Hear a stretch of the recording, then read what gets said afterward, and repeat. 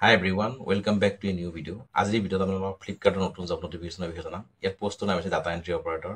যিসকলে এই ভিডিঅ'টো প্ৰথমবাৰ চাই আছে তেওঁলোকে চেনেলটো ছাবস্ক্ৰাইব কৰি নাপাহৰিব। লগতে আমাৰ টেলিগ্ৰাম গ্ৰুপ আছে, তাৰ লিংক মই ডেছক্ৰিপশ্যনত দি দিম, তাত গৈ আপোনালোকে জইন হৈ ল'ব। এতিয়া নতুন জব নটিফিকেশ্যনত কি আছে এবাৰ চাই লওঁ। ফ্লিপকাৰ্ট ৰিক্ৰুইটমেণ্ট 2025 অৰ্গেনাইজেশ্যনটো হৈছে ফ্লিপকাৰ্ট ইণ্টাৰনেট প্ৰাইভেট লিমিটেড। পোষ্টৰ নাম হৈছে ডাটা এন্ট্ৰি অপাৰেটৰ DEO।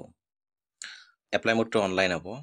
ইয়াত এডুকেশ্যন কোৱালিফিকেশ্যনটো আপোনালোকৰ যদি 10মান শ্ৰেণী উত্তীৰ্ণ হৈছে, হায়াৰ ছেকেণ্ডাৰী পাছ কৰিছে, অথবা আপোনালোকৰ ITI ডিপ্ল'মা আছে, অথবা আপোনালোকৰ গ্ৰেজুৱেশ্যন কমপ্লিট কৰিছে, তেনেহ'লে আপোনালোকে ইয়াত আবেদন কৰিব পাৰিব। ইয়াত এজ লিমিট, ইয়াত আপোনাৰ 18 বছৰৰ পৰা 50 বছৰলৈকে আবেদন কৰিব পাৰিব।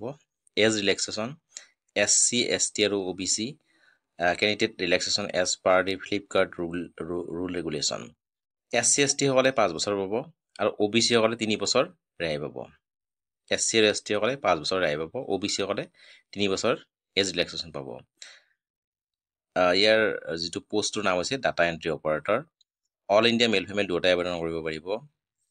ইয়াত চেলাৰীটো হৈছে as per rule pay scale ₹25,000 to 75,000 per month, অৰ্থাৎ আপোনালোকে 25,000 টকাৰ পৰা 75,000 টকালৈকে প্ৰত্যেক মাহে ইয়াত দৰমহা লাভ কৰিব। কিমান লাভ কৰিব? 25,000 টকাৰ পৰা 75,000 টকালৈকে প্ৰত্যেক মাহে আপোনালোকে ইয়াত দৰমহা লাভ কৰিব। এপ্লিকেশ্যন ফিজ জেনেৰেল OBC আৰু EWS কেণ্ডিডেটসকলে কোনো ধৰণৰ এপ্লিকেশ্যন ফিজ দিব নালাগে। SC ST কেটেগৰী কেণ্ডিডেটসকলেও ইয়াত কোনো ধৰণৰ এপ্লিকেশ্যন ফিজ দিব নালাগে। জেনেৰেল OBC EWS কেণ্ডিডেটসকলে কোনো ধৰণৰ এপ্লিকেশ্যন ফিজ দিব নালাগে। SC ST কেটেগৰী কেণ্ডিডেটসকলেও ইয়াত কোনো ধৰণৰ এপ্লিকেশ্যন ফিজ দিব নালাগে। ইয়াৰ চিলেকশ্যন প্ৰচেছটো the hire official the Flipkart internet private limited will hire the candidate based on no exam interview document verification joining letter. ইয়াত কোনো ধৰণৰ পৰীক্ষা নহয়, আপোনালোকৰ ইণ্টাৰভিউ হ'ব, তাৰপিছত ডকুমেণ্ট ভেৰিফিকেশ্যন হ'ব আৰু তাৰপিছত ফাইনেল আপোনালোকে জইনিং লেটাৰ পাব।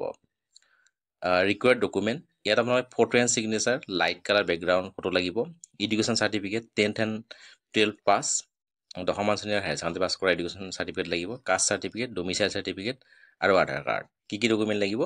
Photo and signature, education certificate, caste certificate, domicile certificate আৰু আধাৰ কাৰ্ড।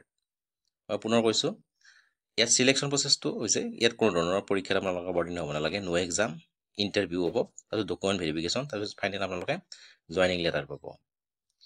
ইয়াত জেনেৰেল OBC EWS কেণ্ডিডেটসকলে কোনো ধৰণৰ এপ্লিকেশ্যন ফিজ দিব নালাগে। SC ST কেণ্ডিডেটসকলেও ইয়াত কোনো ধৰণৰ এপ্লিকেশ্যন ফিজ দিব নালাগে। ইয়াৰ চেলাৰীটো আপোনালোক 25,000 টকাৰ পৰা 75,000 টকালৈকে প্ৰত্যেক মাহে ইয়াত দৰমহা লাভ কৰিব। কিমান লাভ কৰিব? 25,000 টকাৰ পৰা 75,000 টকালৈকে প্ৰত্যেক মাহে আপোনালোকে ইয়াত দৰমহা লাভ কৰিব। অল ইণ্ডিয়া মেল ফিমেল দুয়োটাই আবেদন কৰিব পাৰিব। আৰু পোষ্টটোৰ নাম হৈছে ডাটা এন্ট্ৰি অপাৰেটৰ DEO। আৰু এজ লিমিট ইয়াত 18 বছৰৰ পৰা 50 বছৰলৈকে আপোনালোকে আবেদন কৰিব পাৰিব। SC ST সকলে 5 বছৰ আৰু OBC সকলে 3 বছৰ এজ ৰিলেক্সেশ্যন পাব। আৰু ইয়াত এডুকেশ্যন কোৱালিফিকেশ্যনটো আপোনালোকে 10মান শ্ৰেণী উত্তীৰ্ণ হৈছে, হায়াৰ ছেকেণ্ডাৰী পাছ কৰিছে, অথবা ITI ডিপ্ল'মা আছে, অথবা গ্ৰেজুৱেশ্যন কমপ্লিট কৰিছে, তেনেহ'লে আপোনালোকে ইয়াত আবেদন কৰিব পাৰিব। যিসকলে ইয়াত আবেদন কৰিব বিচাৰে অতি সোনকালে আবেদন কৰিব পাৰে। আজিলৈ ইমানেই, ধন্যবাদ।